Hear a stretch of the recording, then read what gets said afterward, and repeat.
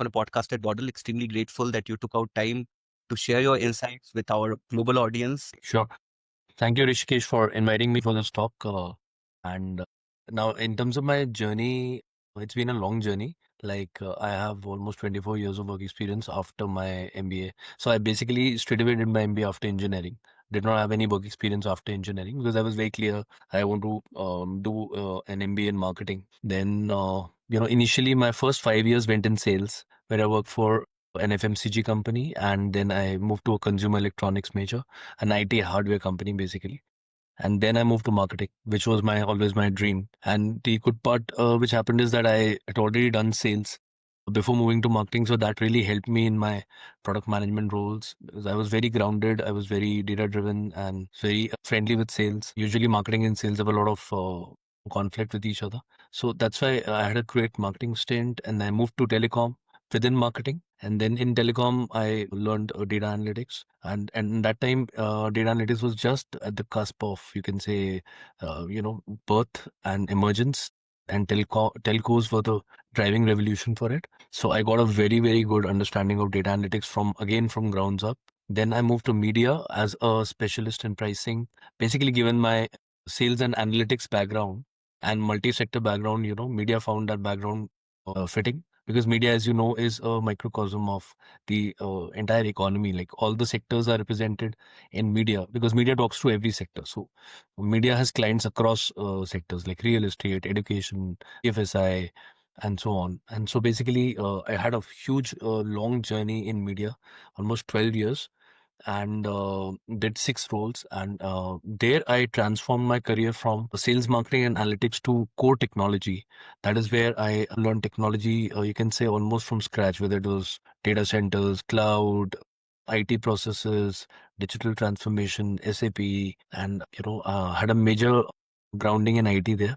And then started learning AI at that point itself on my own, and did many courses on my own, some on edtech and some peer-to-peer. And then I did 1 year in a real estate digital platform company. And then I decided to move on my own as a Gen AI entrepreneur.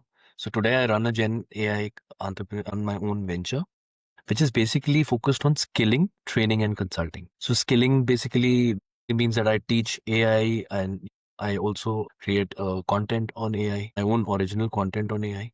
Then training, basically, we all understand in corporate world, what training means. And so training is, of course, very sharply defined in terms of functional training, departmental training, skill-based training, role-based training. And consulting is basically my focus is small and medium businesses, because I believe that that is the revolution that India needs. It is the SMBs and the MSMEs that have to take India there. So I want to be a part of that journey. So this is my career journey in short. What were those moments in your revenue or GTM and data leadership journey that convinced you that Gen AI could move from hype to hard business outcomes? And that's a very good question, because we see a lot of hype in Gen AI. I mean, the kind of hype that we have seen in the last 3 years, and the way the technology is growing, the way the models are getting launched, and almost every week, every month, there's so many new things happening. So it's a very pertinent question. But the good part is that while there is hype, Gen AI is for real. The impact is for real. And like I told you that in my last corporate role, I was in real estate. So I was heading sales. So we ran a pilot of Gen AI, where, we did a Gen AI on sales, on the sales function. And because initially, the advantage with sales is that sales teams are usually quite open to experimentation. So, and these days, the clarity on AI was very less in general. So we did a small pilot, and we saw that the day-to-day workflow for a sales guy, whether it is like you go for a meeting, you meet a client, you come back and you summarize your meeting. That is very important. Then you enter the meeting notes in a CRM system. And later on, that meeting notes, and when that data gets aggregated, that becomes CRM analytics for you. And you run a lot of models on them to understand which client to, farm, which client to hunt, and so on and so forth. So that entire pipeline, we saw that because people were able to summarize quickly and they were able to align that with their CRM workflow, the follow-up, usually where the sales discipline lacks is in the follow. They are very good in doing meetings because there's a lot of visibility of that in any sales organization. Like, because there's literally a huge, or you can say, incentive also for doing it and a disincentive for not doing it. But what happens after the meeting? Are the action points completed or not? Are the proposals being sent on time or not? Are the pricing conversations being closed or not? Are customer complaints being solved or not? So all the follow-up actions, they normally get derailed a little if the discipline goes down. That is always a cat and mouse game in sales. So there we saw almost a 33 to 34% jump, you know, and as a result of that, we saw an overall conversion getting up by approximately 15 to 16%. So that was the first, you can say, empirical sign that GenAI is here to stay, and a dynamic function like sales, which has such a huge velocity on a daily workflow, you know, GenAI was proving to be useful. The evidence lies in simple things, a simple metric, simple activity. Can it impact my daily workflow? Can it get easily integrated in my daily workflow? That is where GenAI becomes reality. Okay. Rahul, thank you so much. And, when we inherit fragmented data and ad hoc reporting, what's your blueprint for turning it into a daily decision system for frontline teams? Yeah. So basically, many organizations have this problem, especially small and medium organizations which do not have sophisticated data teams, and then again, if the organization design and the structure is not correct, so you have a lot of duplication, then you find there are a lot of unnecessary dashboards, there are multiple KPIs, and then, there are multiple owners. So one key principle is that one dashboard should have one clear owner, should have one clear North Star metric. How it helps is that the person who is the owner in the organization of that dashboard is responsible for the entire data hygiene, the entire cadence, the entire frequency of the refresh of that dashboard. So anytime his manager or her manager wants to see that dashboard, it is always latest and it is supporting decision. This is one perspective. Second, we should avoid the mistake of building dashboards on broken data pipelines or on you can siloed data. First, we have to fix the data.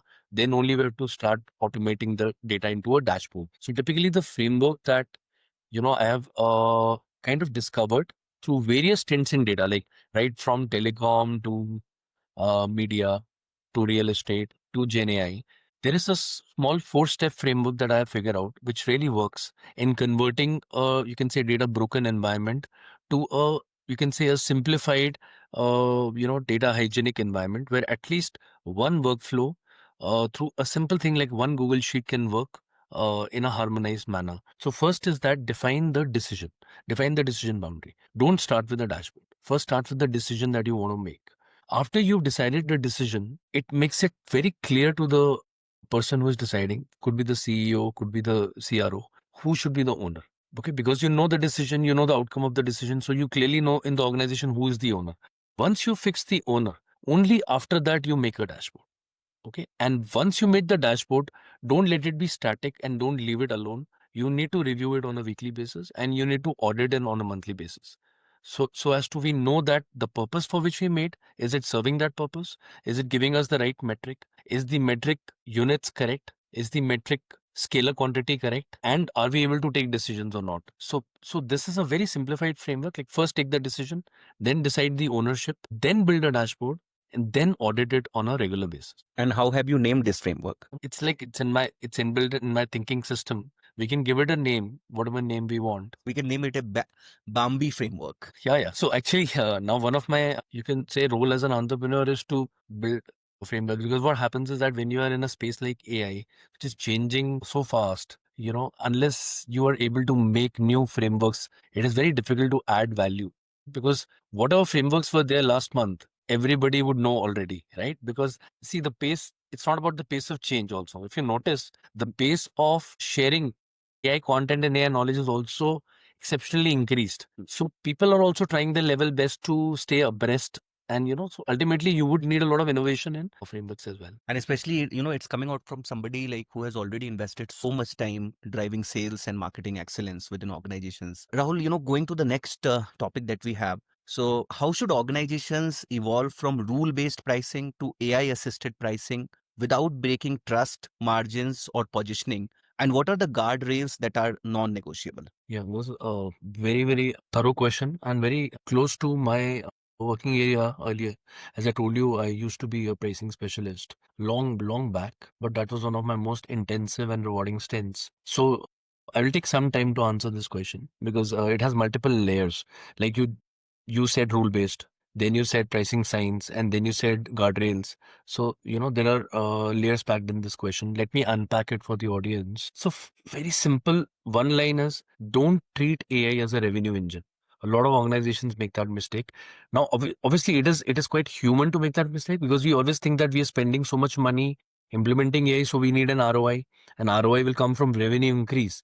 Well, all that is right, but the mistake we make while thinking like that is we forget the human in the loop. See, revenue is human responsibility. It is not AI responsibility. AI responsibility is to make recommendations. So the simplest answer to your complex question is that first of all, treat AI as a recommendation engine, not as a revenue engine. Revenue engine is a system. System is not AI. System is AI plus human and the hybrid workflow which ties up AI and human, right? So you cannot expect the output of the system from AI alone. If you do that, then you are setting up a wrong precedence and a wrong guidance for the process. So if you can call this guardrail, you can call this best practice, you can call this principle, whatever way you remember it. Point is, treat AI like a recommendation engine, not like a revenue engine.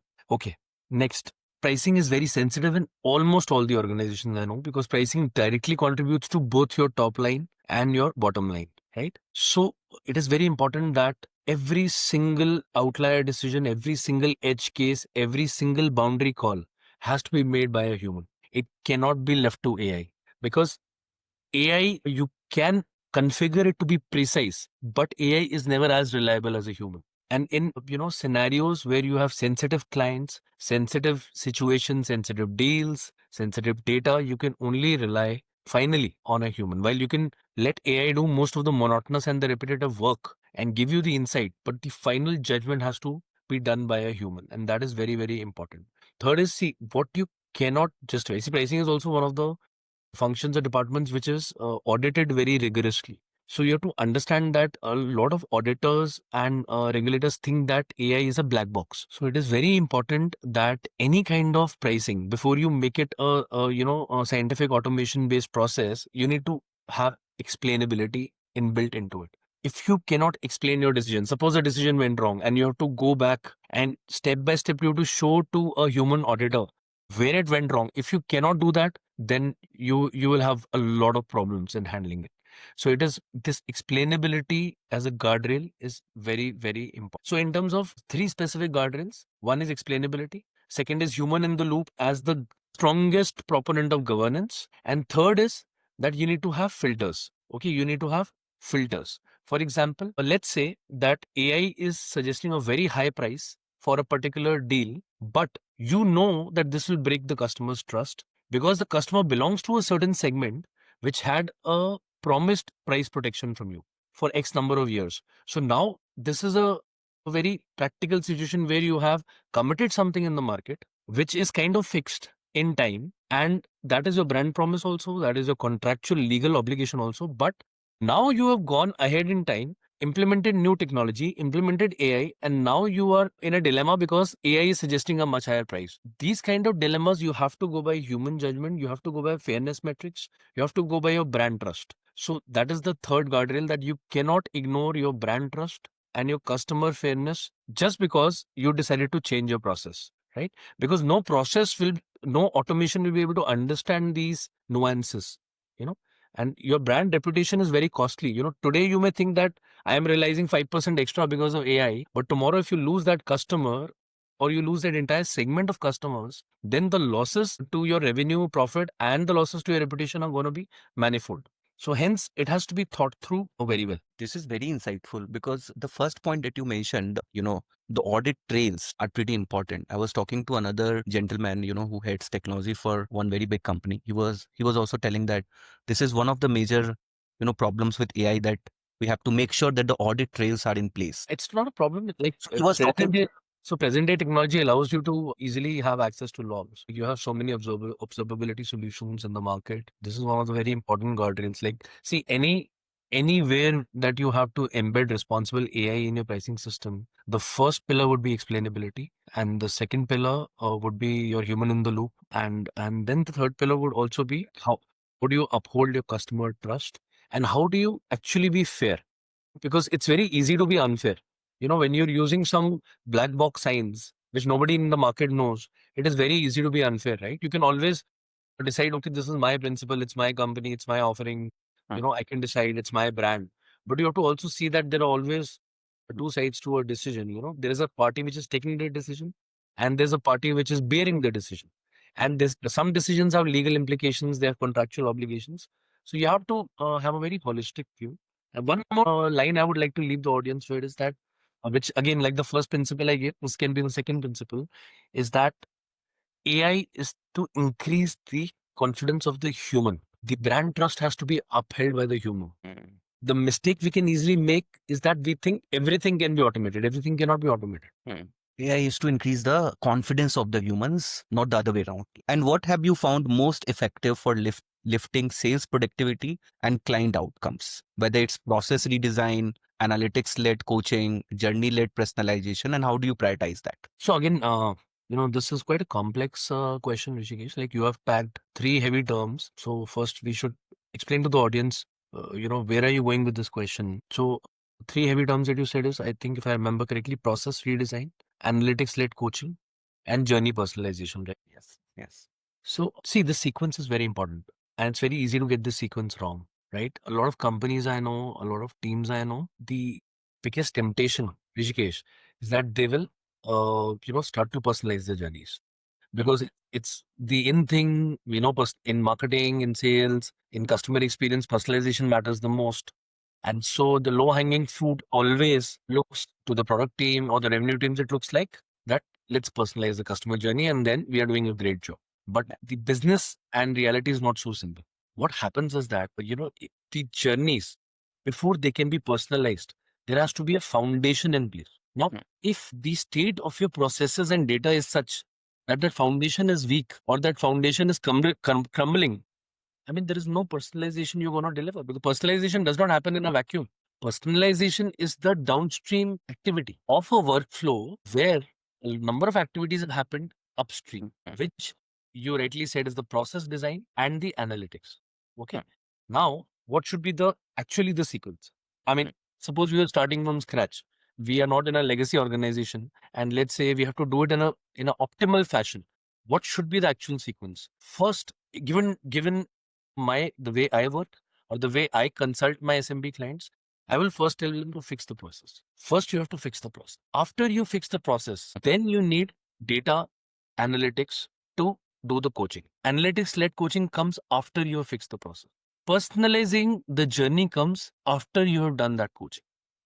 Okay. So again, a very simple mnemonic how to remember this framework: fix the process first, then use coaching as a muscle builder.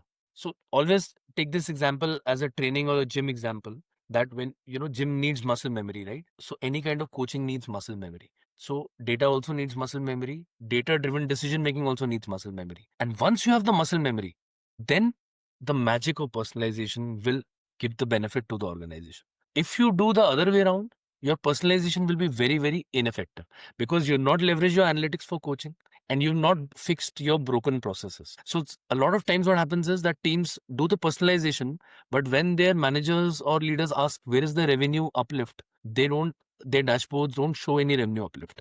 The reason is because they never got into the designing of coaching. They never got into the designing of the process. This is very insightful. And there was another gentleman who told that automation, what you told, like automation should be done only when you have a good understanding of the processes. Absolutely. Because see, if your process is a chaos, let's say, then you're automating chaos. Yes. Like, you remember in every computer class in school, what were we taught? Forget college, school itself. Garbage in, garbage out. Now you replace the word garbage with whatever you want to replace. It works the same way. Chaos in, Chaos out. confusion in, confusion out. Right. Problem is, people don't understand the difference between speed and clarity. Speed is not clarity. Speed is not clarity. Let's take a very simple human example. You sit in your car. Let's say, for whatever reason, you've not decided where you want to go. You're just doing an experiment. You just sat in your car, but you want to drive. What is your human response to how fast will you drive? I think we'll go slow in that case. because you have no destination. Yes, we have no You don't destination. know where you have to go. You don't know whether you have to take a left turn or a right turn. So you Right. will take a turn. Hmm. You will take a turn impulsively. And because you're not sure where you're going, you drive slow. You drive at typically 20, 25 kilometers per hour. Right. But the moment you know where you're going and you pick the right road, Yes. then you will try to drive closer to the speed limit of that road because you're very clear where you're going. So before speed comes clarity. Yes, and this is where a lot of startups also commit a mistake, because they are not clear about the goal, but they raise funds, and that is where I think the problem in fund allocation and the uses of the funds actually is a problem. Can be applied to, to multiple things. Like. So thank you so much, Rahul, for taking that up. So since you have been consulting a lot of SMBs, I want to ask this thing around, like, a lot of these mid-market firms, they're trying to implement Gen AI, within their organization.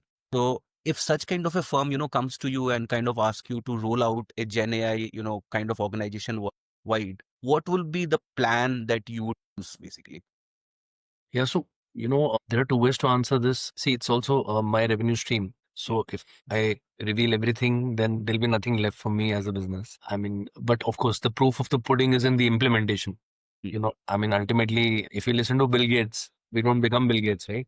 Mm. So I'll try to be as transparent as possible. But I just wanted to make you sensitive that also one of our moat, one of our key differentiator and key competence. So for SMB works very different from enterprise. Now, a lot of times vendors, especially AI vendors, themselves are very new, they're themselves startups, they make a mistake of pitching to SMBs the same way as they pitch to enterprises. The SMBs have the different challenges. Like enterprises have huge resources, big teams. SMBs don't have that luxury. SMBs are very, very, very lean teams. And the very, very driven founders or very driven, you can say, first generation or second generation entrepreneurs, whether they're a factory owner or a retail chain owner or a healthcare hospital owner, these guys are very business savvy, very demanding, very price sensitive, very value conscious. I mean, that is the SMB persona. I want audience to visualize that persona, and I hope you're able to relate when I say all this to an SMB. So Gen AI success for SMB is not about how sophisticated my model is or how sophisticated my pipeline is or whether I'm using the tool which was launched yesterday. These things don't matter. It is absolutely a waste of their time. There's noise for them. For them, what matters is given the results I want, what will take me fastest to my. They have less patience and they're more hard nosed than other buyers. See, in a corporate, who buys? It will be a department head. Yes. Finally, department head is just taking the salary. It is Yeah. it's implementing the shareholders Yeah. in a small project or whatever, in a large project.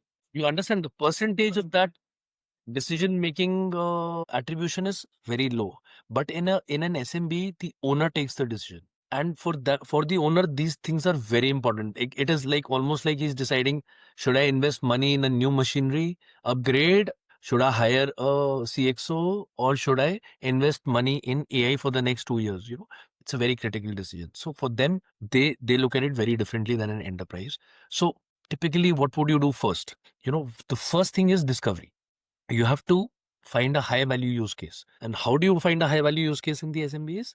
You look at the current pain points and the current friction areas. They will always be, if you speak to the key employees who are managing the processes, you'll figure out, through your tools or through your direct interviews, a couple of pain points which really bother. I mean, the founder or the CEO will himself or herself tell you that, these are couple, like for example, I'm not happy with my sales conversion, or I'm not happy with my customer service response time, or I'm not happy with my anomaly rate in manufacturing. I have too many defects. So these are typical problem statements that you'll pick up. So then you use data to prioritize which is bigger use case. Where do I have repeat flow of data? Because see, any kind of machine learning, Mhm. needs data, high quality data. Yes. So you have to pick a process where data flow is continuous and where there is also the friction is real. Like your team is taking customer sensitive decision on a regular basis. Mm. So Right. that the friction and the pain point is real. Then the next step comes. Then you get to data. Like, is my data ready or not? Is my data hygiene in place? Is my data frequency in place? Do I have enough parameters? Do I have enough variables so that I will get intelligent features when I do my modeling? So basically, then of course, we have a fast way of doing it in Blitz. which is proprietary, where we can get to very fast templates. But otherwise, right, either you take a shortcut or you take a long cut, you have to get your data hygiene. Otherwise, your model accuracy will never come. Next step, once you crack the model part, the pipeline is ready, then you do the deployment. And parallelly, you do the manpower upskilling. So it is not enough to implement AI. You also have to understand that the a human in the loop, that human has to be trained to understand the output of the AI process and to also give their input on that output, which is feedback. Without a feedback loop, AI doesn't move. Because AI models are not frozen. AI models are dynamic. And similarly, the data that feeds into AI from machine learning is also dynamic. So what happens is the data distribution keeps changing, consumer behavior keeps changing, models drift, data drifts. So you have to have this understanding while deploying that, I need to have a feedback loop in place and I need to have some kind of reinforcement learning through human feedback. And for that, you will have to upskill your employees and you need to train 4 or 5 champions in that SMB to handle those prompts and to understand the outputs of those prompts. And then, the whatever was the metrics, the couple of metrics, North Star metrics that you had agreed with the CEO, you have to keep benchmarking them. Whether am I saving time in the process? Is my customer service response now faster? Has my defects in manufacturing gone down? Has my logistics turnaround time become faster? Are lesser of my trucks going empty? Am I having lesser stockouts? Is my accuracy improving? And then formalize the system basically. That is great. Means first of all, identify the business outcomes, understand what from where is the data coming, and how frequent are you taking decisions on the basis of that data, and then create the entire. Yeah, then you get into the pilot mode. The challenge is people are impatient. They feel they're left behind. They will pick up a medium value use case because it takes time to brainstorm a high value use case. It's a cross functional activity. Then having picked a medium value use case, picking with skeletal data, they'll get a very average kind of a model accuracy. And then it is only a disaster in the making. Even if you show a 10% uplift in your POC, it will withstand the shocks in production. I've heard a lot of people, kind of telling that whenever these AI vendors will come, they will do a POC, it will become successful, but once they start implementing on the larger scale, it fails. And this is not a one-off thing; like it happens in most of the cases. Tells his team, okay, I want to experiment, I want to explore, and you have to do it in 30 days, and you have to get it up and running. So typically it happens on a very, very short notice, and there's not much thought which goes into it. It's more like you're catching up or you're like, going after the bandwagon effect, and unless you're a leader, that's a different thing. But if you're like a catch up, you're just following the bandwagon. So not a lot of thought goes into it. Most of these pilots are scattered experiments and they don't necessarily happen with the cross-functional cadence and the cross-functional rhythm that is required for processes to be successful at production scale. What happens is that even a smallest of organization, even a 10 crore organization, the processes that deliver its product or service are fairly complex and they're always cross-functional, right? So when you're doing a POC, the kind of rigor and the kind of detailing that you go into is much lesser. Point number one. Point number two, in case you're doing it as a single department, you're not even getting feedback from your counterparts in other departments, whether whatever you're doing, forget what you're measuring.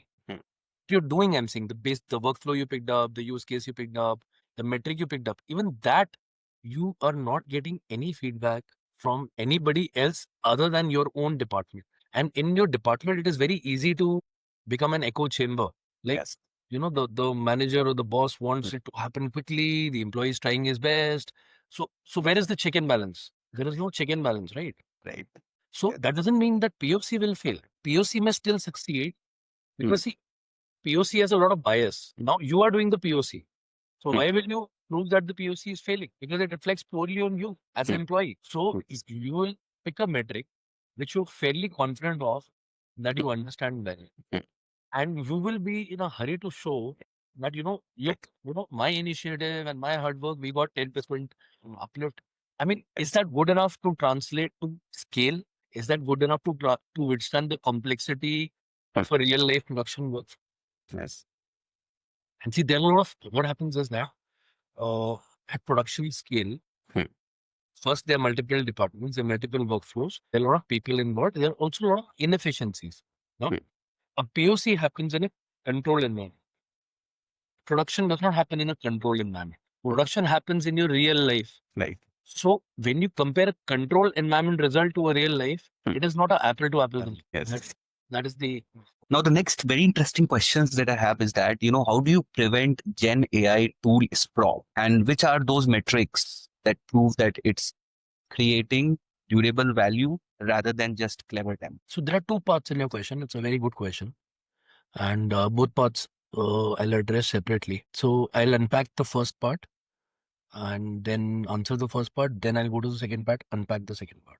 The first part is that you have to understand that all tools are not equal. So tools also have layers. Some tools are core. Example, like your ERP system. Let's say you have ERP system from SAP or Oracle. Now that is core. So that is not a part of your tools pro. That is fundamental to how your transaction happens in your organization, right?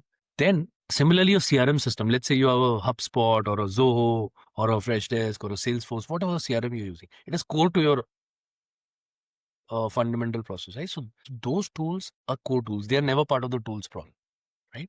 Similarly, the cloud in which you're hosted and so on and so forth. Then the second layer is where you augment those tools. Now come in, you can say tools like analytics tools or visualization tools. So they're also important, but without them, transaction can happen. The organization can continue to function. Maybe your decision making ability will get inhibited if they don't work, but there is no problem. Your customer is getting serviced. Your service center is working, your sales is working, your marketing is working, your finance is working, your legal is working, HR is working, IT is working. You understand? So augmentation helps you take decisions.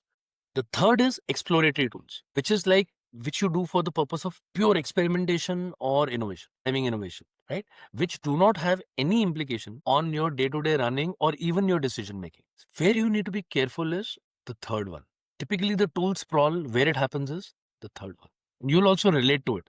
Like imagine a startup guy is coming to you, he just launched his tool 15 days back, he's got an appointment with you, and you are evaluating very seriously, and you understand it is just the third layer. So while evaluating, while seeing the demo, you be careful that the demo effect should not catch up your decision making. Because what happens is, I don't want to sound a little cynical of the way corporate culture is, because I've been a part of it for 23 years. So it will be like a little hypocritical. But I also have to be honest that a number of such demos are actually motion. They're never going to improve your company. So, okay, you understand, right? A lot of meetings happen in the workplace because we are going there, working there 10 hours a day, and there are vendors, there are startups, and we generally want to explore.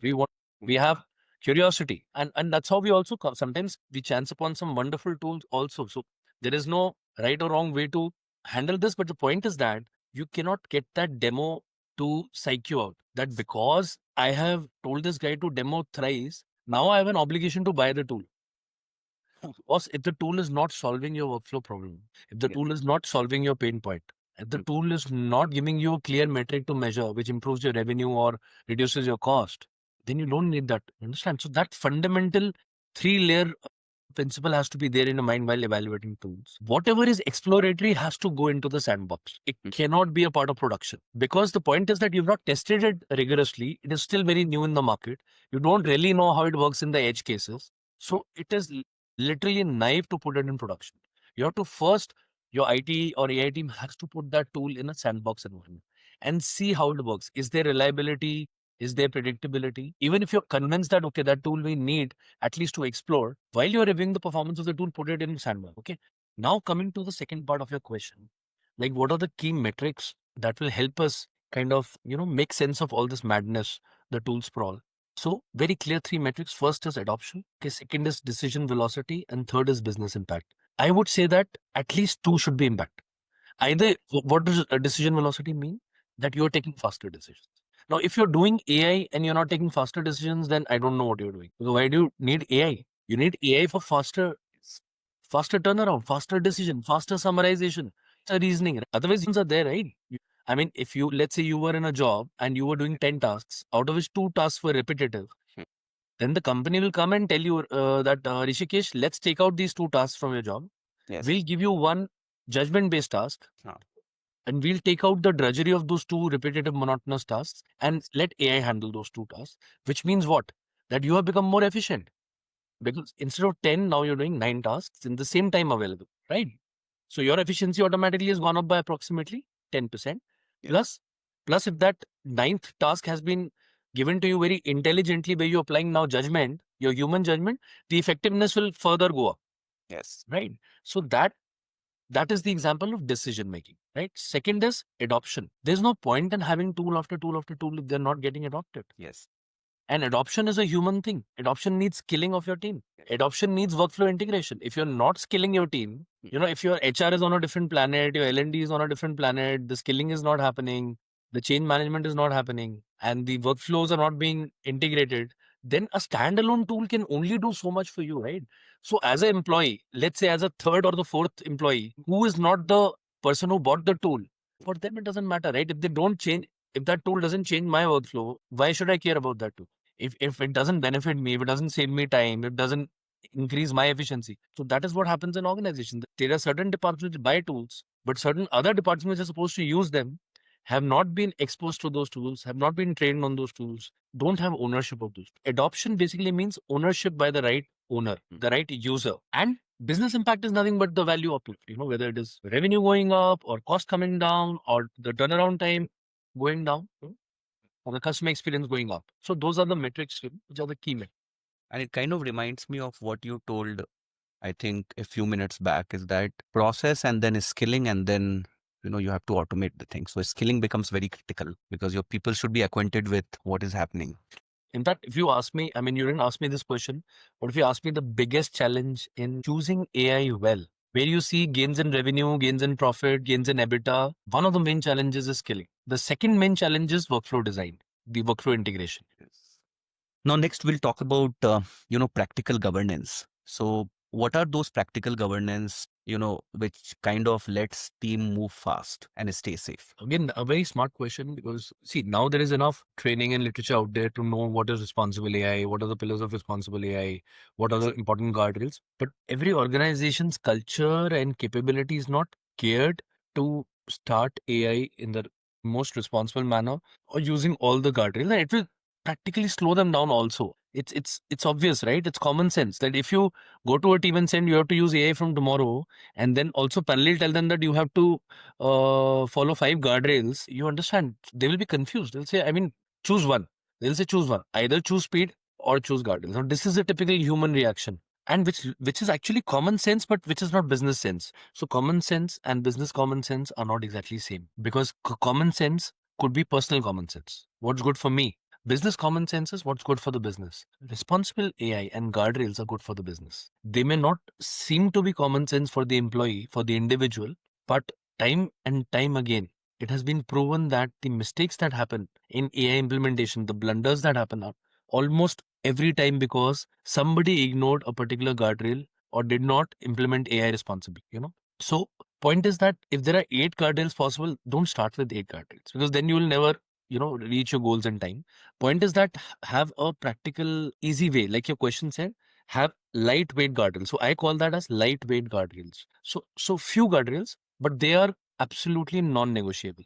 So for example, so you need to have data hygiene. Like, so now data hygiene guardrails are absolute must, because if you have junk data, your model will never work. Your insights will never be clean, and you will never be able to enhance your decision making. Then you need to, because prompt engineering and prompting is your fundamental way of interacting with an LLM, it is very important to have guardrails and standards on prompts. Now, just because the organization gave you empowerment, okay, you can use, we have signed up for a premium version of a particular LLM, let's say ChatGPT, let's say Gemini, let's say Claude, whichever one, and Perplexity, any one of them. And now you have that in your user interface, and now you can simply give commands in your natural language, and you start thinking that, oh wow, I don't need a developer, I don't need my AI team, I can do it myself. So the point is that there has to be some standardization on prompting. Again, because this is again garbage in, garbage out principle. Prompt engineering looks very simple because you're literally giving an instruction in English. But the point is, think of it like this: a 5-year-old writing a prompt, a 10-year-old writing a prompt, a 20-year-old writing a prompt, a 30-year-old writing a prompt. That is one landscape. Then think of a data scientist writing a prompt versus a layman writing a prompt. Think of a data engineer writing a prompt versus a manufacturer engineering writing a prompt. you understand the differences? The entire output lies in that difference, because the LLM is so sensitive to prompt. The way the architecture works, the way the attention mechanism works, the prompt engineering has a huge impact on the quality of your output. So that standardization is an easy guardrail. I'm not saying it is like very difficult guardrail. It's an easy guardrail to start with compared to other guardrails. Then fairness checks. Suppose you're using AI for recruitment. Very, very important that if you don't want tomorrow somebody to come and shut it down, you need to have fairness checks. You need to have checks for the bias. You know, you need to have checks on historical data. Never be in a rush to automate the entire workflow, because remember, AI is not equal to workflow. Always remember, AI is equal to task. AI is not equal to workflow. AI is equal to task. You can automate a task, but when it comes to a workflow, there are multiple tasks, there are multiple dependencies, there are multiple humans. So you need human in the loop. That is the most important guardrail which is going to save you from disaster tomorrow. Right. So these are easy guardrails which are non-negotiable. Human in the loop, right? Then fairness checks, right? And then data hygiene checks. And in case you're using in recruitment, then fairness audits. What is this fairness audit like? So in the sense that you use explainability. So every decision that AI is giving, you have an audit log that is getting generated, and you pick up on a random basis, you pick up some of those decisions, and you see the process, whether the decision of the AI complements the decision of the human or not. You check whether, see, you cannot eliminate bias, but you can mitigate bias, and you can kind of make the process more fair. You cannot make it 100% fair.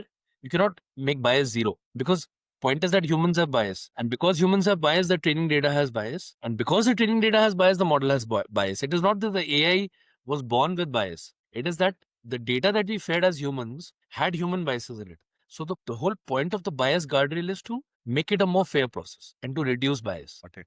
Yeah.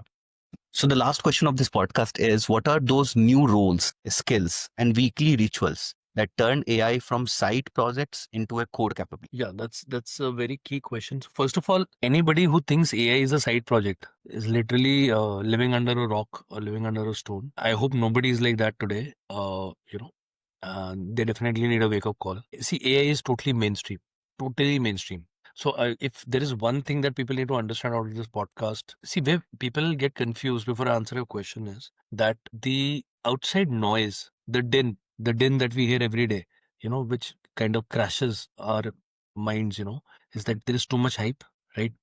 There is a talk of bubble, there's talk of, investment and all that. And then there's a lot of fear that AI will replace jobs, then AI will become a monster, once the ASI comes in. Even though ASI is way, way, way ahead still, because it's natural for human beings to draw to fear and draw to greed, because our basal emotions in the human DNA are greed, fear, but the most important one is hope. So the biggest message I want to give the audience: forget greed, forget fear. Go on hope. Okay, because that is the strongest human emotion, and why hope works. I'll give you a rational. This is not an emotional answer. It's a rational answer of using emotion to your advantage. So don't get exaggerated by fear. Don't get exaggerated by hype. That is how AI becomes mainstream, right? That is how, because see, if you get exaggerated by fear, you're too afraid to execute. You can't. Have you seen somebody who's afraid can execute? Never.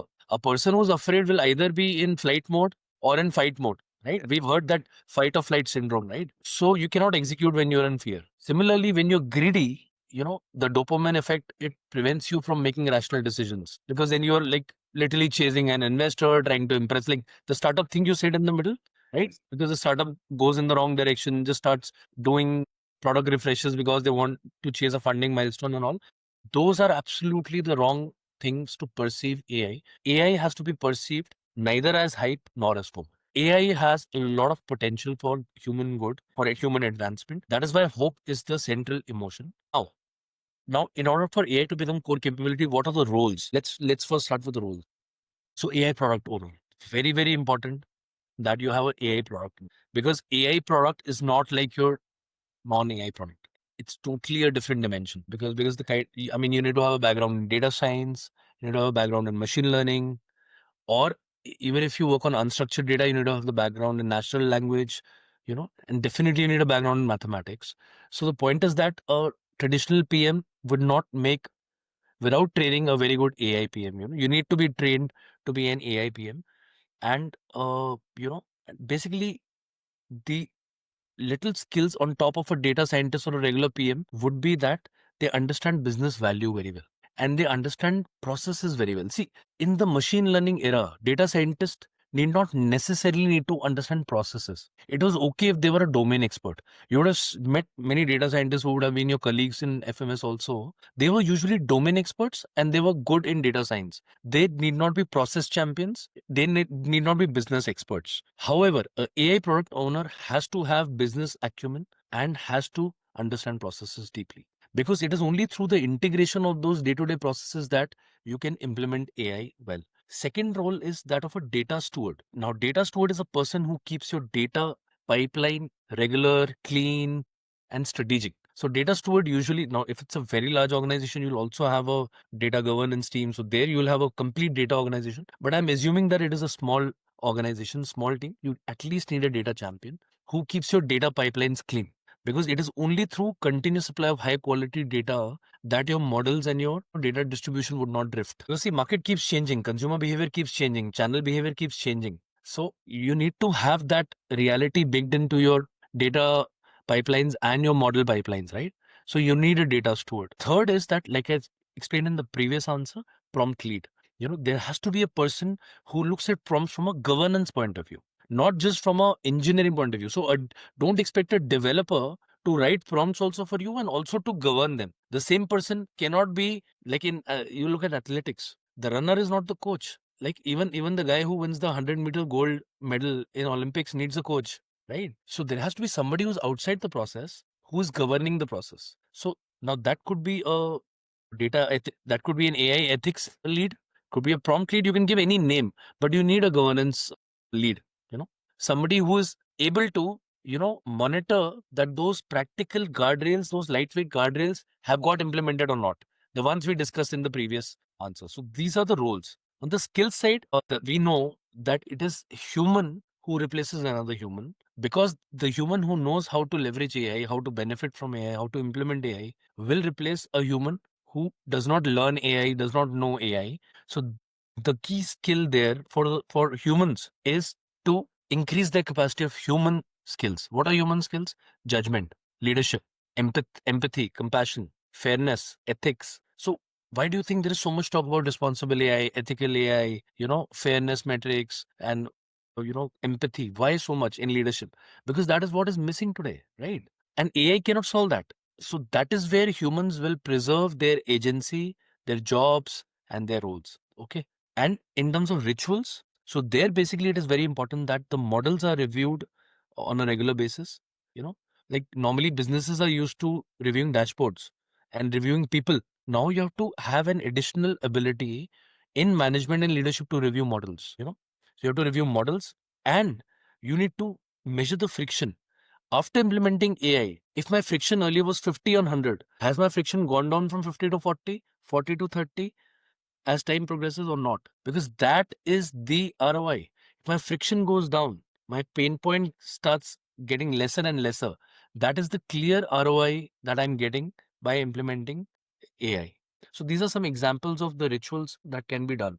It's an evolving field. So some of the rituals will come up in time, but basic model review, monitoring data drift, monitoring model drift, and having a governance lead, and then looking at, is the friction in my workflow going down or not? Okay. Got it. Very insightful.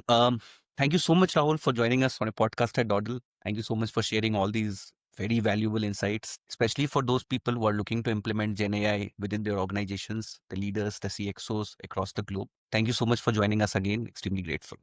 Thank you for having me. Thank you. It was a pleasure.